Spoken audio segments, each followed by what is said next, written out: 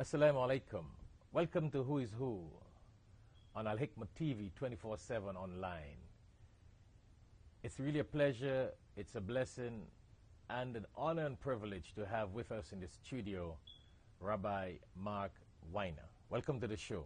Thank you. It's good to be with you, Sheikh. It's a blessing and a pleasure to have someone like you of your caliber and your experience and your interfaith knowledge and background. And just to let our audience know, Rabbi Mark Weiner is a very, very blessed and educated person. He is the president of an organization called Faith, and to make sure I have this correct, it's Foundation of Advanced Interfaith Trust and Harmony. So we're going to be talking to Rabbi Weiner today a little bit about his background. He has a PhD, he has a doctorate, he's a graduate from Harvard, from Yale, and I don't want to take credit for that. I want to hear directly from him so you audience can benefit from his experience and his education. So tell us a little more, Rabbi, about your time in Harvard and Yale and what led you there. I really am a very lucky boy. Okay. And even at 74 years old, I'm still a boy. I've had so many wonderful experiences, wonderful teachers, and wonderful friends, of whom you are certainly one. Thank you very much. And not just friends, but you're a man that have met the Queen of England. Yes. And have met her many times. Yes. So we're going to let our audience know a little bit of your experience and your meetings with the Queen, because you have a world of experience in America, in London, in Israel. Globally, you are that blessed interfaith personality. So you were sharing with us about your Yale and Harvard experience. I had, of course, the most wonderful part of it was being with other students of all different backgrounds, really getting to know them. When I went off to Harvard when I was 17, they gave me a chance to say what kind of roommates I wanted. In those days, it wasn't politically correct, but I said, I have prejudices against devout Catholics and Orientals. Therefore, I would like as my roommates a devout Catholic and an Oriental. And I had these wonderful experiences, especially with a devout Catholic. There really weren't that many Asians at Harvard in those days. And I learned so much, and just in the personal dialogue, living together, going with him to his family. We're still friends, 55 years later, 57 years later. And where were you born, Rabbi? I was born in Logan, Utah. Utah. And the doctors who delivered me told my parents that I was the first Jew ever born in northern Utah or southern Idaho. And the Mormons keep track. Wow. So that's very historic. Yeah. Utah. Yeah. And what led you to attain that degree from Yale? Well, I was always caught up in trying to put together religion and the relationship among religions and try to do it in a way that would make the world a better place. What we call in Hebrew, tikkun olam, repairing the world. That was always my central philosophy from when I was a child. And so I went to seminary to become a rabbi, but I studied the social sciences to learn how to bring people together and how to do things in the most effective way to make the world a better place. So that's so what your PhD is in sociology of religion. Yes. So I did sociology, race and ethnic relations, sociology of religion, social psychiatry, all focused on giving me the academic tools to make me more effective in bringing people together. Wow, that's really phenomenal. So how many years now have you been in interfaith activities? My whole life. I was born into interfaith activities, but actively speaking to churches and later to mosques. I've been doing that since I was 14 years old. So you're talking When I spoke almost every week, I spoke to a different church. And over 60 years now. over 60 years, right. So you did interfaith in America, you did interfaith in London. Yes, all around the world. All around the world. For our world movement, I was in charge of interfaith relations. How many for years the you world. lived in London? I was 13 years in London. 13 years. So what led you and gave you the opportunity to meet with the Queen? Well, and tell us a little bit.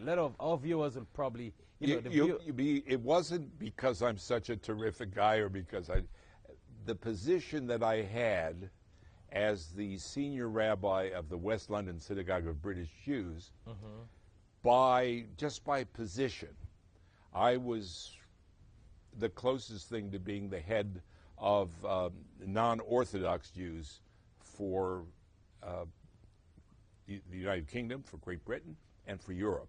And you have been a rabbi in synagogues for more than 40 years. Yes, sure. I was a rabbi in synagogues full time in America and New York. In America for 30 years, and then I went to London for 13 years. But anyway, because of my position, I was always the rabbi who would be at Westminster Abbey or at any kind of official service with the Queen. So when the Queen celebrated the 50th anniversary of her coronation in 2002, I was the rabbi at Westminster Abbey. There was also an imam, and there were leaders of the Buddhists and the Hindus and so forth and so on. Obviously, it was mostly a Christian. You know, many people have only heard about the Queen and saw her on television, but there are very few who are fortunate to have met the Queen like yourself. Oh, yes, and many times.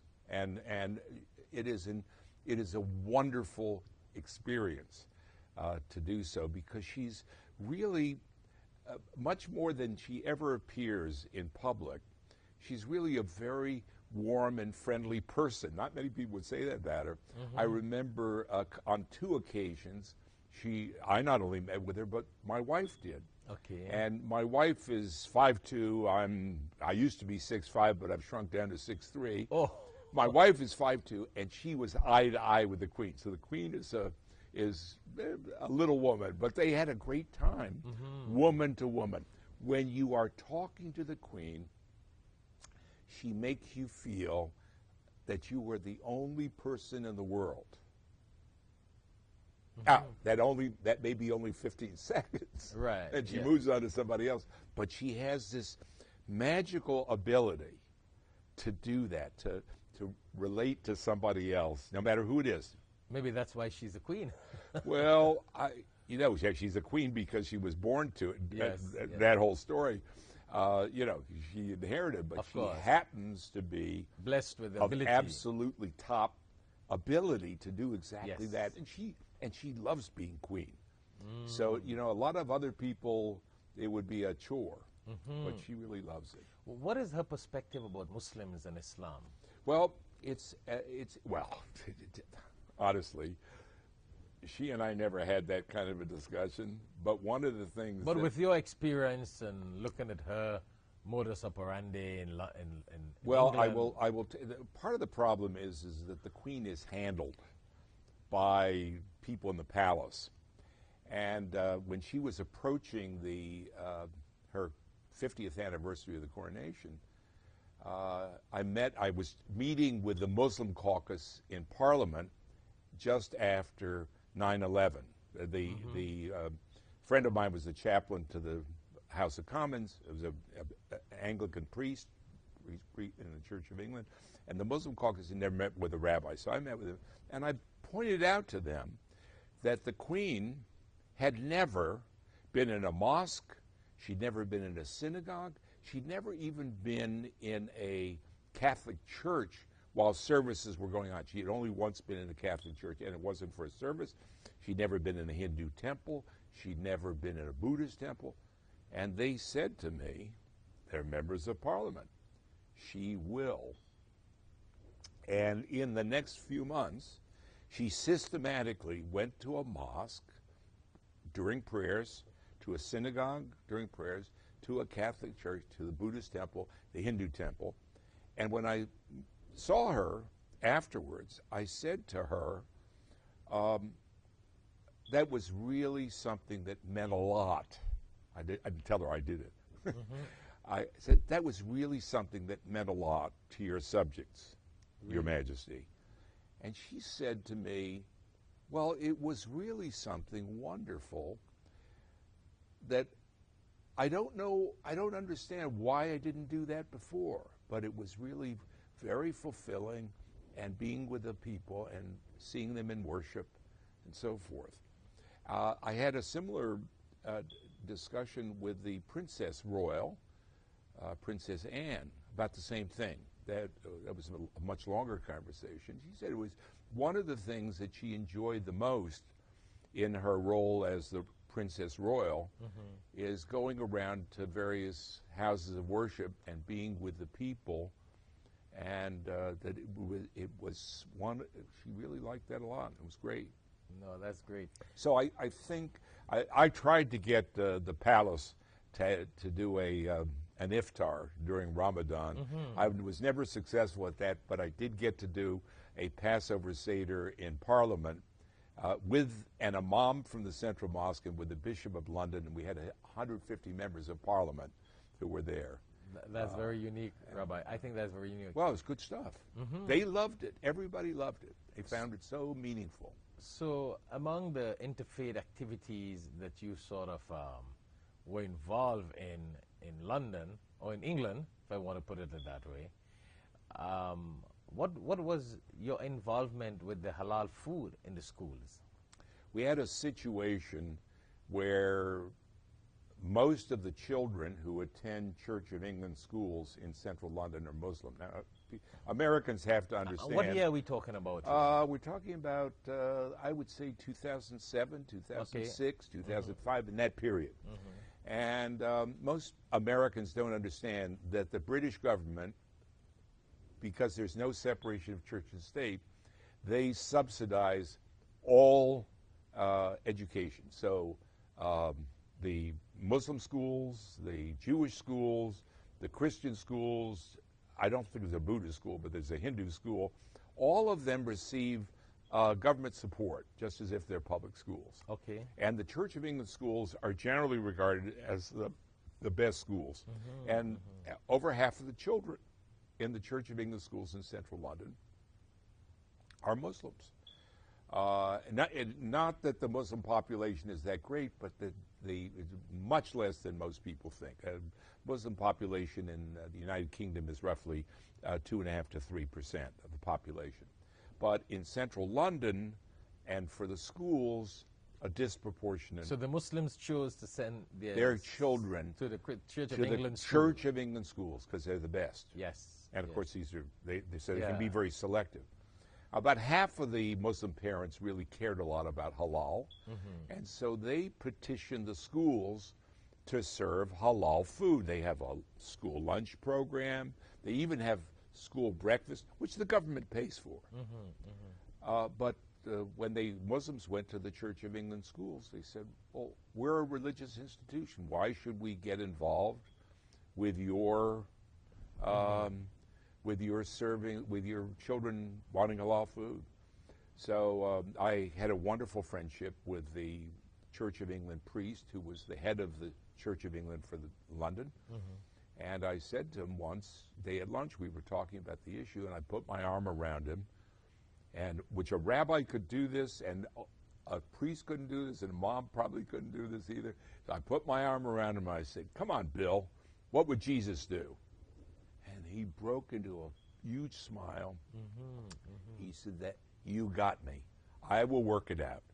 And they arranged to get packaged halal trays in for lunch for all the Muslim kids in the Church of England schools, and even for breakfast during Ramadan, so the kids would come before sunup to school, and they would serve them halal breakfasts, pre-fast breakfast to help with everything. And the government paid all the bills. It wasn't like it was a financial problem. That's very something I'm very proud of, because we have to set something up in our relationships with each other where we have each other's back.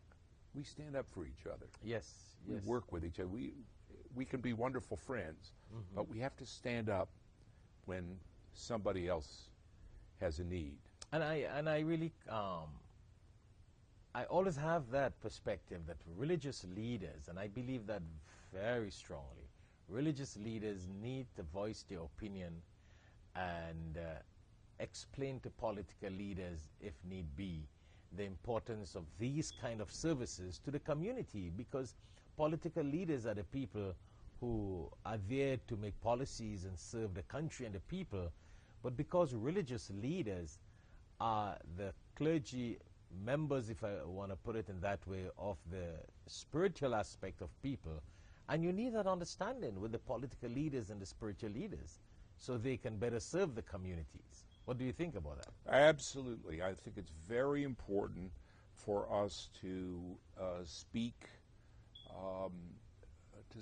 truth to power, just as the prophets in the Bible did, just as the Prophet Muhammad, praise be his name. Yes.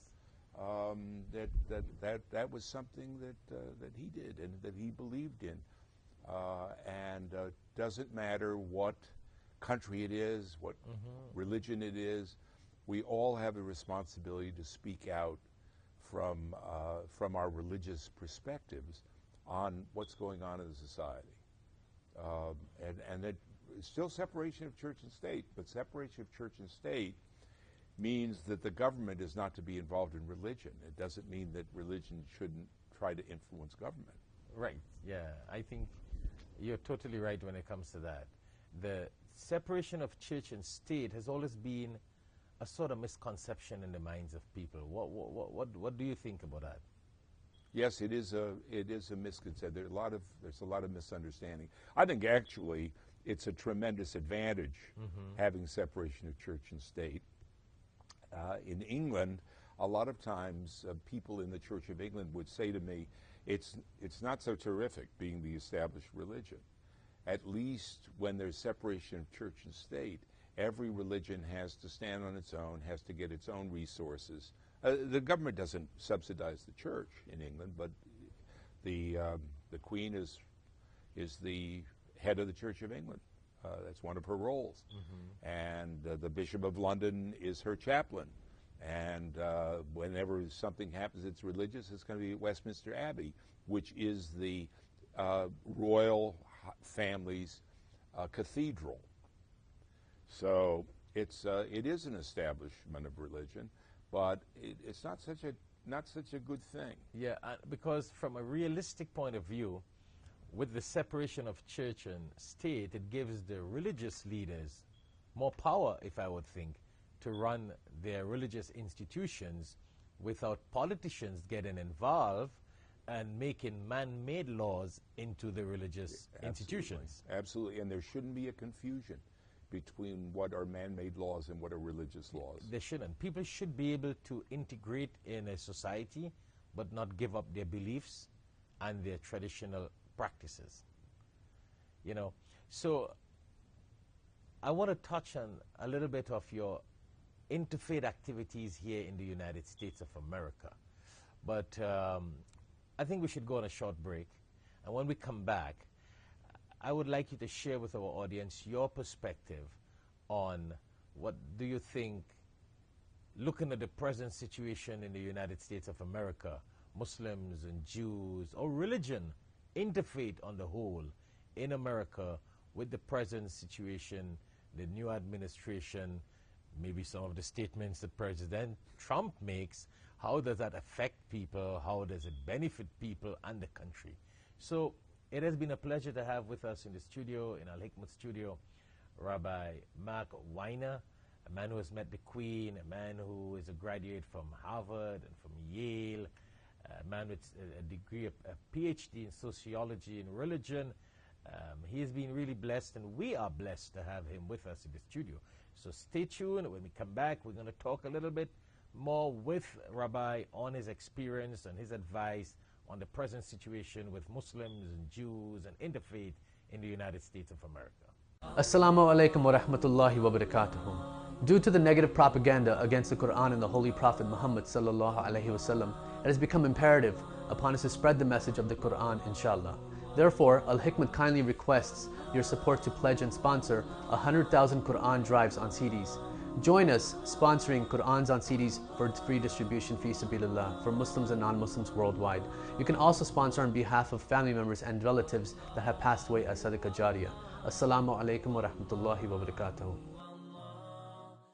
Al-Hikmat Services, serving the Muslim community and non-Muslim community. Dawah and interfaith activities, distribution of Quran and Islamic publications, sponsoring students to study Islam, Al-Hikmat Dawah and Interfaith Institute. Also, Friday sermons by Shaikh Shafayat are live on alhikmattv.com from 1:30 to 2:30 p.m. Download our free Al-Hikmat TV app on your mobile devices. Don't forget to follow us on Facebook and Instagram and subscribe to our YouTube channel.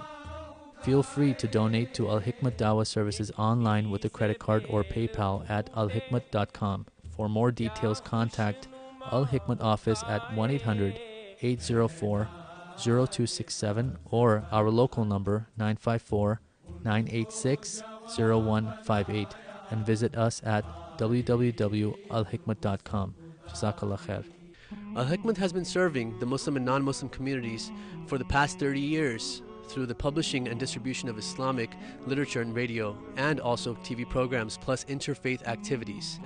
Due to the demand and many requests of non-Muslims and new Muslims for Islamic literature, we request you to donate generously $1 fi sabilillah in the path of Allah subhanahu wa ta'ala towards distribution of the Holy Quran, Al-Hikmat TV 24/7 online, Dawah publications, Surah and Zikr books, genealogy of the prophets, feeding and clothing the poor, orphans, and the needy, students seeking to study Islam, printing of Islamic publications, our monthly Muslim magazine, One God, Same Religion Dawah brochures, Quranic Arabic reader with Tajweed for students, and also to support our Dawah activities, you can also contact Al-Hikmat offices at 954-986-0158 at 954-986-0158, or you can also visit our website at www.alhikmat.com. That is www.alhikmat.com. You can also make checks payable to Al-Hikmat Services Incorporated, or you can donate with a credit card on PayPal at www.alhikmat.com. Welcome back to Who is Who in America on Al-Hikmat TV 24/7 online. It has been a pleasure talking to Rabbi Mark Weiner, and again, it's an honor and a blessing to continue speaking with Rabbi Mark here in Al-Hikmat studio. It is going to benefit you, our viewers who are worldwide. I know we have viewers from throughout the world, the East, the West, the North, and the South, and the kind of experience and knowledge that Rabbi Mark is blessed with, it is really phenomenal. And I'm sure you're going to benefit a lot. And as we said earlier on, he's a man that has met the Queen. He has been president of the National Synagogues Association. National Council of Synagogues. National Council of Synagogues. So he's a man of a lot of experience. So we want to continue, Rabbi. As a man who has met the Pope, who have met the Queen, the president of the National Council of Synagogues, you know, have been involved in interfaith for over 60 years. What do you think is the situation of Muslims and Islam in America? What is your experience with Muslims and Islam? What do you think about Islamophobia? I want to put this whole thing in a perspective, you know, especially with the new administration in the United States of America, with some of the rhetoric of President Trump. You know, what do you think? Over the course of the last couple of years, we have seen a steady increase in anti-Semitic incidents, Islamophobic incidents, homophobic incidents, all bigotry, racism toward African Americans, prejudice against Latinos and against immigrants. All of that prejudice has risen rapidly, and the reason for it is it's not that people have suddenly become different, but one of my friends described it that we there's been kind of a garbage can of prejudice and bigotry. Not everybody by any means, but there has been this garbage can, and we managed to keep the lid on it. And what Donald Trump has done, both as the candidate and as president, is he took off the lid, and he's given license to bigots of every stripe to express their bigotry. I don't think he personally is anti-Semitic, although I'm not so sure, but he certainly has consistently been Islamophobic. And But you know, I want to share that same point with you. I personally don't think he really hates Muslim and Islam. My reason for that, as you said, you don't think he's anti-Semitic because of the fact that his son-in-law is a Jew. He has a lot of Daughter. His daughter is Grandchildren are Jews. He has a lot of Jewish friends and associates. And similarly, he has a lot of business partners who are Muslims. Yep. Millionaires and billionaires Yep. who are his friends, his business partners. Doesn't mean that he's not bigoted. So- but the point is, he said bigoted things. Excellent. The ban against which the courts put a stay on, the ban of refugees coming from 7 Muslim-majority countries, is no ands or buts Islamophobic, because there has not been a single incident last 42 years of a terrorist incident in the United States that was committed by anybody who came from any of those 7 countries. Not one. But do you think he 42 made those years. statements, or he has made those statements only to please some of the people who voted for him because they are bigots, they are Islamophobic, they are the ones who don't like Muslims and Islam, and he's just speaking to please them? Donald Trump is a genius as a demagogue, as somebody who knows how to say the things which are going to get people most excited to support him, certain people. Because that's my point, Rabbi. I agree with you 100%. He got to be a genius in knowing how to play this game. I mean, the man became the president without stooping to the media. Actually, he let the media have it all the time. He uses a little Twitter. He got his message out. And what was really unique was when I realized he had a lot of friends and business partners who are Muslims, and he got millions of dollars tied up with them. I realized he doesn't really hate Islam and Muslims. He's playing a little political game. I don't want to, I can't get inside his brain, so I don't know what he really feels about anybody or anything. But do you have the same impression with Judaism with him? No, I don't, because so many of his closest associates, the people he works with most closely, he actually prefers to deal with certain kinds of Jews than he does with anybody else. Invariably, his top lawyers, his top accountants, and so forth and so on are Jews. So, but that's not the same thing. It doesn't mean he doesn't have prejudices at all. And I don't want to argue about what's in his brain. The important thing is what the result of his action is. Yes. When he refuses to repudiate the leader of the KKK for endorsing him, when he resisted, he had every opportunity to speak out against anti-Semitism. It's an easy thing in America because Jews, despite the fact there's anti-Semitism, Jews are in a good place in America, and Jews are by and large well regarded. That's not true of Muslims. There's tremendous Islamophobia in America, tremendous. In fact, and I'm not saying this to make Muslims feel bad, but the reality is that when the Pew Research survey asks people thinking about all the other religions, but the one you are, how warmly do you feel toward these other groups? Unfortunately, tragically, Muslims came out on the bottom of that. And anybody who's a Muslim and is identified as a Muslim understands that problem.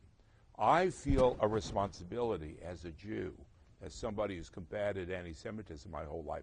I believe commanded by God to get involved on behalf of Muslims and to speak truth about Islam and about Muslims, the overwhelming number of whom are not remotely extremists and who overwhelmingly, especially in America, They just want to be a part of American society and live with us, live together. They want to be involved in the political process and serve their country. A lot of Muslims so it's people in the like army. you, Rabbi. It's people like you with your background, with your experience. I mean, you have met, the top, on the top there, presidents, queen, the pope. People like you who can really go out and give this message. Because, yes, I agree with you that some of the statements that President Trump made this Islamophobic even worse in America, in the world. And people like you, a man like you with your experience, your knowledge, your wisdom, who can really let the world out there know who hate Muslims and Islam because of a few terrorists, which is really, I mean, it's a big amount, but it's really a minority. And if you would make this sort of clarification, I think Jews and Christians and Americans and the people, the British and the West will better understand. The Jews, it's not that I've met those great leaders. It's nice. But the important thing is that I have for many years known lots of Muslims. The same way the rest of my life I knew lots of Christians. I lived in a largely Muslim area. I studied Islam for 13 years with 6 imams who were all graduates of Al-Azhar. I worked with the mosque. I did things. So I saw, and including the director general of the mosque was a Saudi. And he had never met a Jew before, had profound prejudices. But we really became friends. And I was able to deal with him and help him to grow. He even studied biblical Hebrew with me because of the closeness of biblical Hebrew and classical Arabic. So, these things are possible, but we need to work together. So what are some of the points that you think you should mention to, or you would like to mention to non-Muslims who have this Islamophobia scenario in their mind? What do you think you would like to let them know? I think it's very important to get to know Muslims, even more than it is to get to know Islam. Islam is a vast sea. As much as I've studied Islam, I don't begin to fully comprehend it. But to get to know Muslims, most Americans have never met a Muslim or are not aware of having met a Muslim. And yet we have in America something like 2.5, 3 million Muslims. And there are plenty of opportunities to meet Muslims, get together with Muslims. Something that Muslims have to do is go out just like you do and inviting non-Muslims to the iftar. That and you do a lot of speaking to mixed groups. Say, well, people got to know. Yeah, I think with knowledge, that's very important. I think that non-Muslims who feel the way I do and who feel welcoming toward Muslims, they see a woman in the supermarket in Publix who's wearing hijab. You should go over to her and say, "Assalamu alaikum. It's good to see you. Welcome to America. Glad to have you." I mean, there's got to be a positive thing to reinforce the feelings that Muslims have about how important Muslims are. I'm not doing this because I love all Muslims or I love all Islam. I'm doing this because of the way I feel about myself as a Jew or the way I feel about myself as an American. That's the America that I want to see. And that's the command of God. That's It why is- God... It is a command of God. That's why God created us in different race, in different colors, in different languages, so we would better understand one another, not that we would detest one another, but we would live with one another, we'd love one another. It was God's will to create us differently. And I think people need to understand that. And we look for the good in people and work together. I mean... and learn how to fight the bad in people. and learn how to fight the bad. And to do it together, shoulder to shoulder, arm in arm.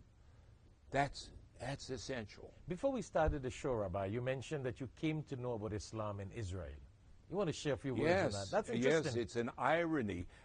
Some of my Muslim friends in London would say to me, it's really wonderful, Mark. Because when people hear of Israel, they think anti-Islam. Yeah. So you have heard and learned about Islam. What would you like to share with our audience? I don't want to pretend. We have a terrible problem within Judaism with Jewish extremists who are extremists actually not only toward Islam but also toward Christianity. And Israel has been pursuing policies which more and more are Islamophobic, I believe. But the irony is, a lot of times my Muslim friends would say to me, you know so much Arabic, you know so much about Islam, it must be because you're not a Zionist. And I said, no, exactly the opposite. It's because I am a Zionist and I know how much Israel has meant to us as Jews. That's why I advocate a Palestinian state so much, because Muslims, Palestinians, deserve to have the same sense of dignity of living within their own state. When I was a student, a lot of years ago, I think 53 years ago, I spent a whole year studying at the Hebrew University in Jerusalem between the time I graduated from college and I went to seminary.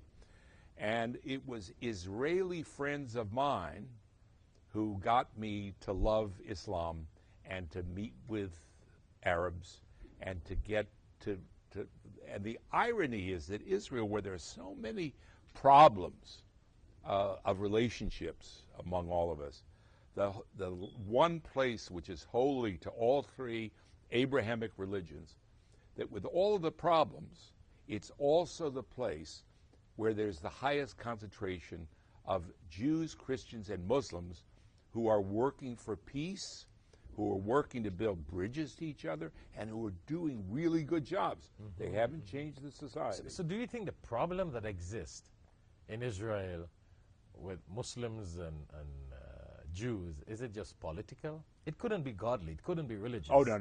I don't believe in the, for even a split second. It's definitely political that God does real estate. Yes. Okay?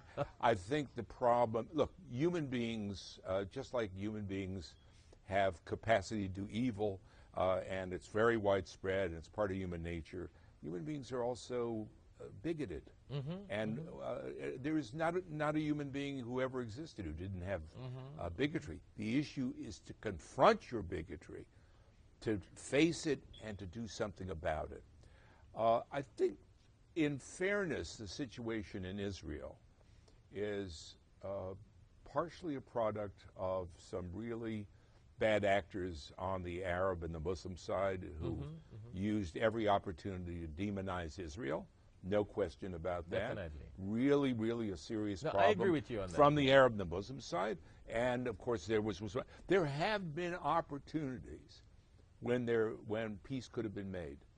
And it was a Muslim and Arab resistance which contributed to Jewish resistance and Islamophobia. I mean, they were working. It was almost like they were working together. Like the extremists on both sides are trying to do everything they can to make things worse. I think it's on both sides that they capitalize on this to keep the people separate. Yeah, I mean, I think that Prime Minister Netanyahu is as Islamophobic as Donald Trump is, but he's more intelligent and better educated.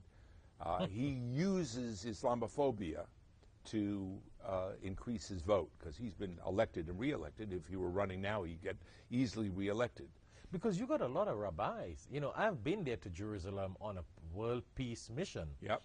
And they got a lot of rabbis and priests who are so very educated in Islam. Yes. And they speak Arabic. Yes. They know the Quran. I was amazed when I met some Christian priests and some Jewish rabbis, well, of course, rabbis and priests, and they know so much about Islam, and they read the Quran, and they speak so much about love and togetherness. So I heard entirely a different thing from the religious leaders. Some.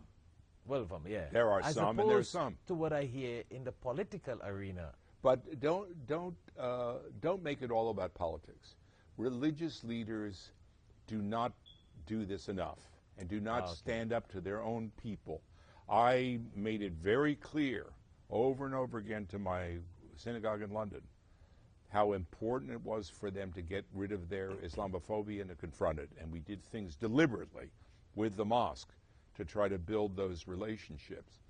I like that point, Rabbi. If religious leaders will take that stand and be firm in bringing the religious communities together, politicians will not be able to break it. John Paul II, Pope, wonderful Pope, stood at the Western Wall in Jerusalem, the holiest site in Judaism, and asked God's forgiveness for the Catholic Church's role in building anti-Semitism. Incredible. Nobody, 50 years ago, nobody ever would have imagined that. Yes. Okay? And that's what we got to do with Yes, each other. I is agree stand up for each other, of Muslims standing up against anti-Semitism. Not all Jews are open-minded and have good relationships with Muslims, but a lot do. And it's a matter of building friendship. Not all Christians are loving toward Jews and Muslims, but a lot are. No, but you see, a show like this, with someone like you talking and myself talking to you, and we talking on these issues, the Jewish audience outside there, because we got Jews and Christians who look at this. This goes out in YouTube, and people look at it on Al-Hikmah TV and other television networks. I think when rabbis and priests and Christians and Jews listen to your opinion and listen to us talk as religious leaders, that can change their mind, as opposed to other people who poison their minds against other religions. It's very easy to blame others, whether it's politicians or anybody else. But whenever I'm speaking to clergy groups, I say it's got to start with us. We got to stand up. Yes, we have the pulpit, we have voices, we have learning, and we've got to talk about the necessity that we work together and that we have respect for each other. The most important Jewish theologian in the 20th century was Martin Buber. And he had a teaching that in the Shema, the Declaration of Faith in Hebrew, it ends with echad, one. And that doesn't mean one, it means unique. And that to be created in the image of God means to be unique as God is unique. That there has never been any person in the history of the world, nor will there ever be, who's going to be exactly like you. Yes. And if we can recognize each other's uniqueness and individuality, then we can also recognize the different ways that we look at things, the different ways that we worship. That's something that God wants us to do. God will not force us to do it, unfortunately. Yeah. I mean, but that's a choice we got. But we have the choice. Yes. And we have the opportunity. And when we have religious leaders like you who make it central, that's why you and I are such friends. I mean, that's why, I consider it a blessing to have you with us, someone like you who have really walked so many parts in the world. And, with this Islamophobia in the world, it's not just in America. Oh, no. All over the place. It's worse in other places. It's worse in other places. I think we really got to do a lot, and we got to discuss a lot of these issues that people have about Muslims and Islam and other faiths, and that may be able to educate the world. But when we do that, it makes us better Jews and Muslims and Christians. It makes us better Americans. I don't diminish my Judaism or my devotion to Judaism when I study Islam or when I study Christianity or when I go to an Islamic service or a Christian service. I become more of a Jew. I become more comfortable with my Jewishness. I get insights. I get ideas. I'm thinking about things in a different way.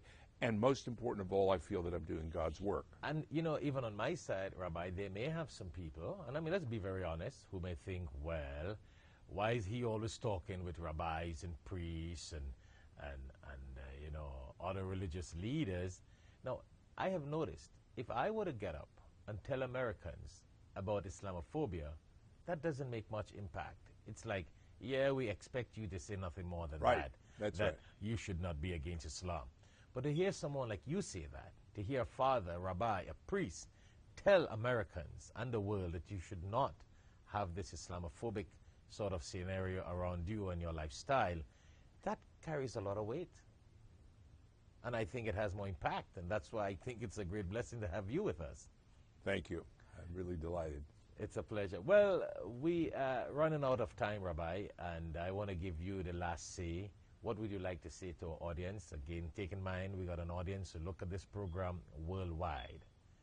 So what would you like to say in your closing remarks to our audience? I'd like to say what a joy and pleasure it is to have Shaikh Shafayat as my friend, as my teacher, as my co-worker in the vineyard of Allah, God, where we work together to make this world a better place, to do God's work, to do the work which we are commanded to do as human beings. Well, thank you very much also, Rabbi, and I want to pray that God continue to bless you and guide us all and bring us together a little more often, and we can work together and bring more people together and make this world a happy place, a happier place, a place of harmony and love. I like your faith. The whole, do you want to repeat the name of your FAITH? Yeah, the Foundation to Advance Interfaith Trust and Harmony. Trust and harmony. I really love that. Right. Trust and harmony. And if we would work together and get more religious leaders to work together, I think we can bring politicians on board and change some of their ideology and their misconception and maybe their lack of leadership in areas to bring people together. Sometimes I'm like, are they building a country and disuniting the people? Or what is a country without the people? You know, a country without the people is like a house without happiness. It's a house, it's not a home. And it really takes religious leaders to work together with our political leaders and help make this world a better place and a happier place as God wants it. I thank you very much, and it has been a pleasure to have with us in the studio Rabbi Mark Weiner, a man who has been blessed, a man who has been gifted, a man who has met from the Pope to the Queen and many prominent world leaders. And as he says, better than that is his experience with people of different faiths and religious leaders. He's not just a graduate of Yale and Harvard, but he's really a graduate of the world. I would like to say that. He's a graduate of the world with his world of experience. So it was a pleasure to have him with us. And stay tuned as usual to Al Hikmah TV. You have been looking at Who is Who in America on Al Hikmah TV 24/7 online.